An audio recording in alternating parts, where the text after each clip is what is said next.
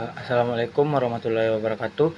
My name is Irfan Surya. My student identification number is 21107320007. Today, I'm gonna talk about the language debt by David Crystal. Uh, the definition of language debt. Language debt occurs when the last native speaker of a language dies and no one else can use it fluently. A language without speakers is no longer a living tool of communication and effectively cease to exist. Next is the example of the language debt. Uh, Crystal shares real case like the Kasabe language in Cameroon and Ubik in the Caucasus, both of which became extinct when their last speakers died. This example show how quickly a language can disappear. Next is the scale of the problem. Out of the estimate 5,000 to 7,000 languages in the world, more than half are considered endangered. Uh, this suggests that thousands of languages could disappear in the next century if no action is taken.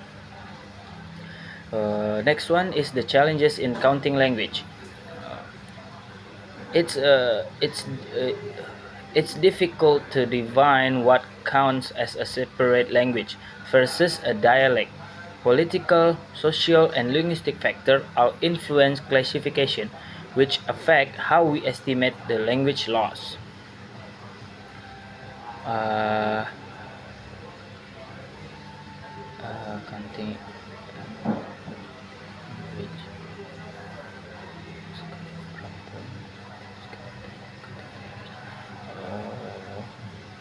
Next is why population size isn't always reliable. A language spoken by a few hundred people may still survive if it's actively used in a tight-knit, isolated community.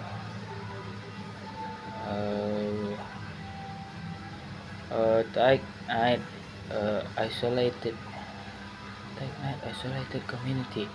Well, conversely, even languages spoken by thousands can decline if a younger generation stop learning them.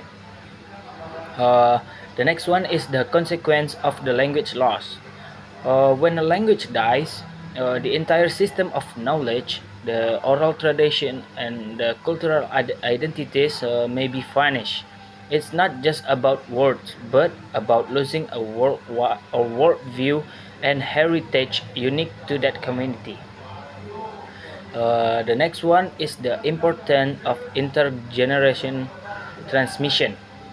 The key indicator of language survival is whether children are learning it as their first language. Without transmission to younger generation, a language becomes moribund and faces extinction.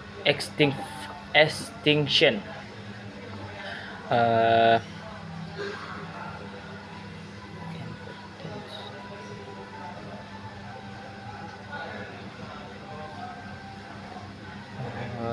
next, the next one is the next one. The next one is comparison to ecological loss. Crystal draws a parallel between language death and environmental degradation. Just as the loss of the species harm biodiversity, the loss of a language reduces cultural diversity and global intellectual richness. Next is the lack of public awareness. While linguistic and cultural advocates are alarmed, the general public remains largely unaware of the scale and the signification of the problem. Crystal argues for raising awareness and action. The last is the call for action. In this book, Crystal stressed the urgency of documenting and supporting endangered language through preservation project, education, and community engagement. He insists that everyone has a role to play, from scholars to local speakers. That's all from me. That's all from my understanding about this book. Uh, I'm sorry if there's any mistake. Assalamualaikum warahmatullahi wabarakatuh.